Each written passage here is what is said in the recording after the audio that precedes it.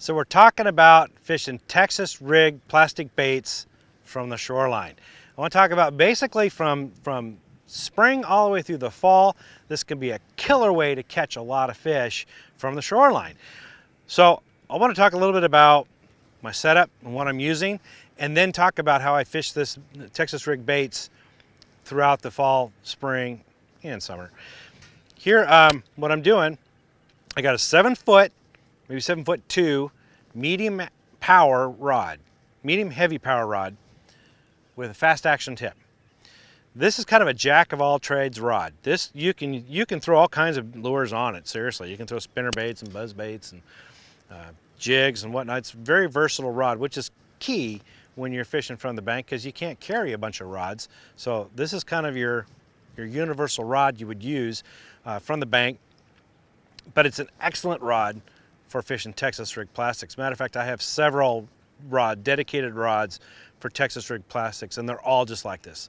They're all 7.1 to 7.3 medium heavy power fast action rods. I've got 15-pound Seaguar Invisix fluorocarbon line. Not braid, I'm not using any leader or anything like that. Again, versatility is the key.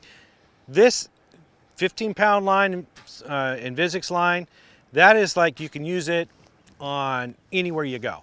It'll fish through rocks, through weeds, through cover, anything.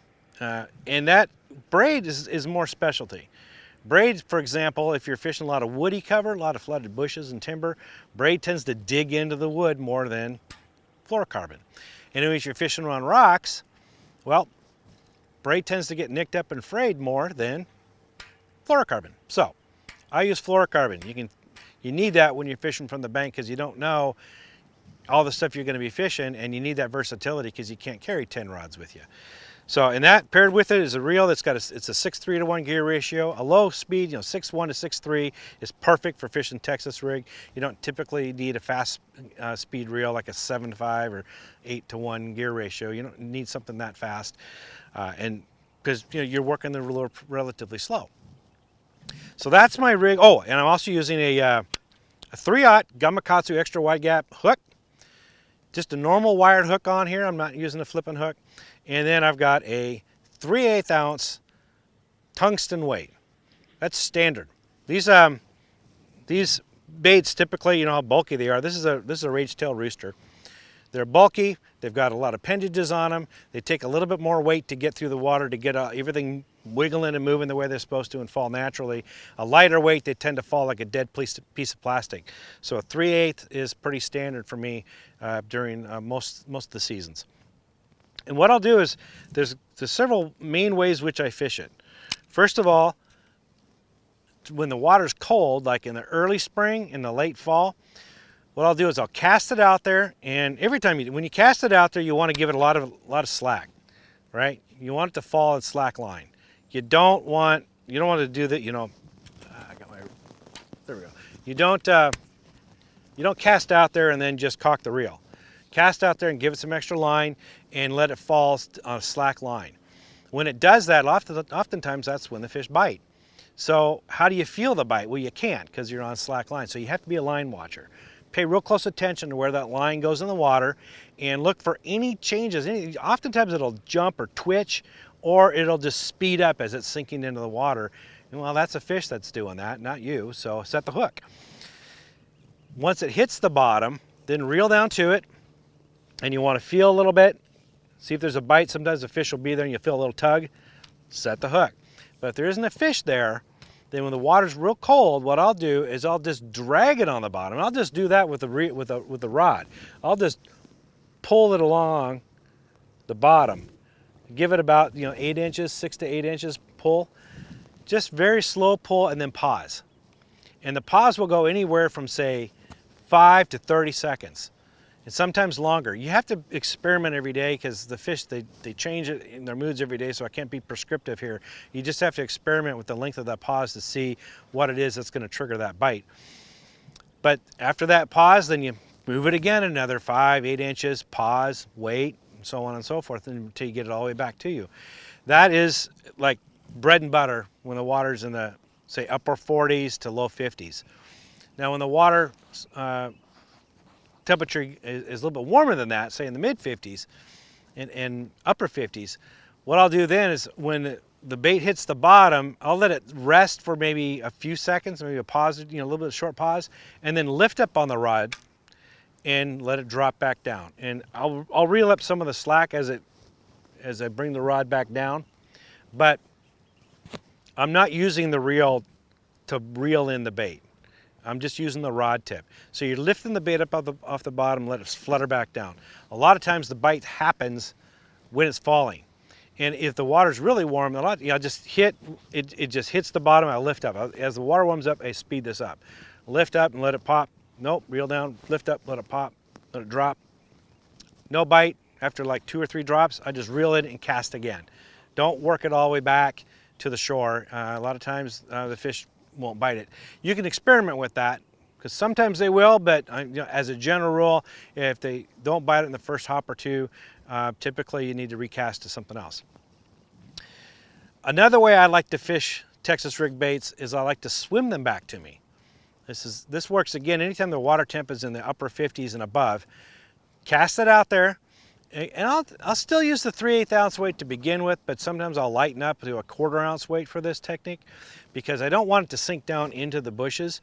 Here I just want to slowly reel the bait back and let the appendages just flap and flutter and make it look like something swimming back. Just a steady crank is really all you need, but you can also play around with that. You can pause during the retrieve. You can yo-yo the rod up and down as you're reeling it.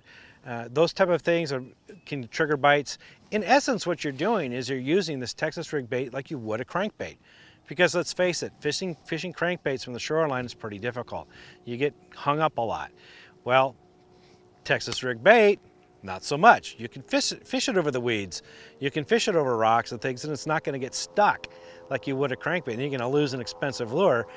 So fish a Texas rig bait just like you would a crankbait. And you can catch a lot of fish that way. A lot of fish don't see that presentation, by the way. So that works really well. Now, another way I like to fish it back is, again, this is almost weightless, but an 1/8 ounce to 1/4 ounce weight on it. Throw it out there, and after it gets to the surface, just start reeling it. Don't burn it back, but just you want it to gurgle and slowly swim across the surface back to you. It's just a little topwater bait. This works especially well when the fish are used to seeing buzz baits and topwater and other lures. They haven't seen this. This is a technique that most people don't do with their Texas rig baits, is just swimming it across the surface very slowly. It looks like a little animal, a little critter, just swimming across the surface. And you can get some vicious strikes doing that, because the fish, they really think it's something alive. They're not used to seeing it. So that works exceptionally well. What I like to do during the spawn is a little bit different though.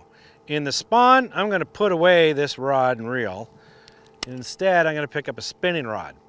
And I'll go to 10-pound fluorocarbon line. And the spinning will be the same thing. It'll be a 7.2 to 7.3 medium heavy fast action spinning rod, but with 10-pound fluorocarbon line.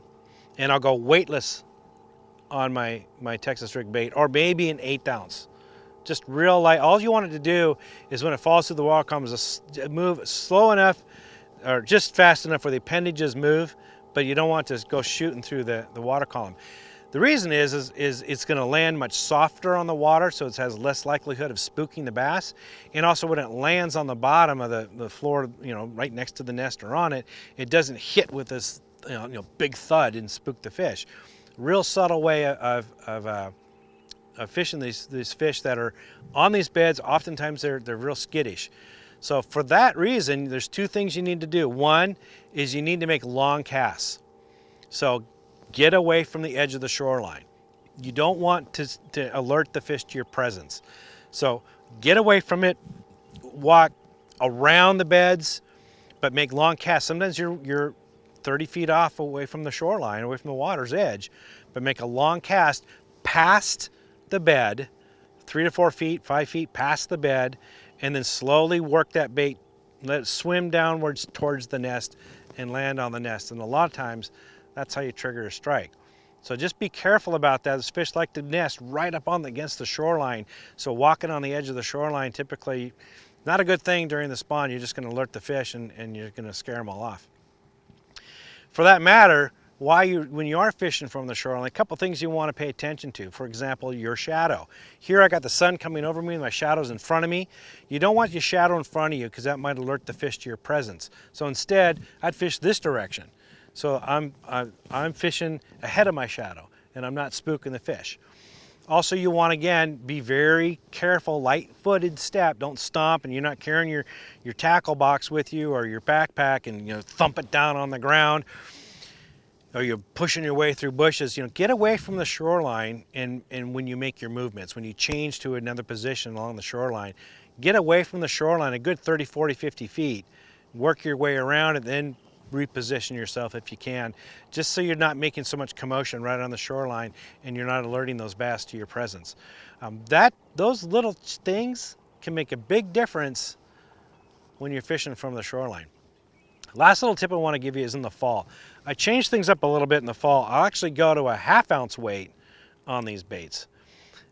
By the time the fall rolls around, the fish have seen it all. They've had everything thrown at them, and they're used to seeing the fall rate of these plastic baits. So here I go a little bit heavier, 1/2 ounce, sometimes up to 3/4 ounce, but I want the bait to just fall through the water column real quick. I want to make them react. I'm forcing that bite. They don't have the chance to really see it. They got to hit it or let it go. So a lot of times, when you're fishing a bait with a 3/8 ounce weight during the fall and the fish are just following it or they're nipping at it, go with a heavier weight, 1/2 ounce or more, and see if that triggers bites. Oftentimes it does. Doesn't really work the rest of the year, but that's what I do during the fall. I find that I catch a lot more fish with a heavier weight. So hope that helps. For more tips and tricks like this, wait, hold on. If you watch the video this long, then you for sure don't want to miss these 2 videos. All right, now this one I handpicked for you because I think this is the one you're going to want to see next, but this is the one that YouTube thinks that you should watch. Either way, I'm in both of them, so I'll see you in a few seconds.